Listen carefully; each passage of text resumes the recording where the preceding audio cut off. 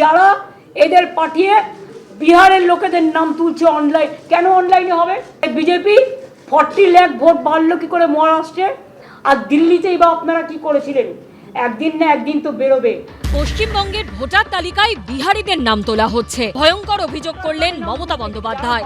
সরাসরি না বললেও আকারে ইঙ্গিতে তার অভিযোগের আঙুল বিজেপির দিকে এবং জাতীয় নির্বাচন কমিশনের দিকে। আমরা অঙ্ক কষে দেখে নিয়েছি, এখানেও বাবুরা এসে বসে আছেন, প্রত্যেক অ্যাসেম্বলিতে 20,000 থেকে 30,000 বাইরের লোকের নাম ঢোকাবে।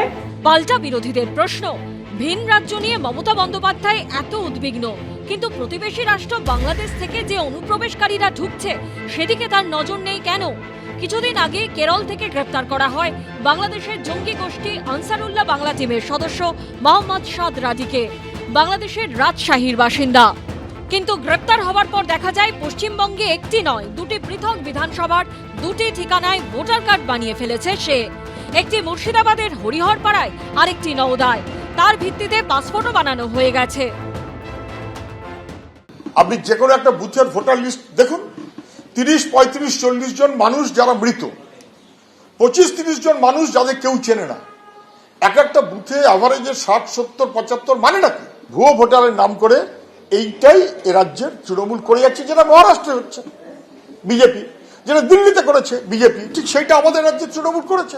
বিভিন্ন রাজ্যে যারা ধরা পড়ছেন বাংলাদেশি জঙ্গি, তাদের সমস্ত পশ্চিমবঙ্গে ভোটার আছে এবং এর সূত্রপাত হয়েছে আনসারুল বাংলার যে 7 শেখ ধরা পড়েছিল হরিহরপাড়া থেকে, যে খাজেরি মাদ্রাসা চালিয়েছে 1.5 বছর, সেইখান থেকে সূত্রপাত।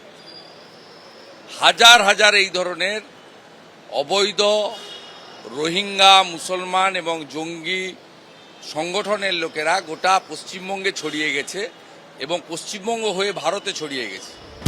2024-এর 18 সেপ্টেম্বর কর্ণাটকের চিত্রদুর্গ থেকে 6 জন বাংলাদেশিকে গ্রেপ্তার করে পুলিশ। ধৃতদের কাছ থেকে উদ্ধার হয় পশ্চিমবঙ্গের ঠিকানায় জাল ভোটার কার্ড তৈরি করেছে তারা।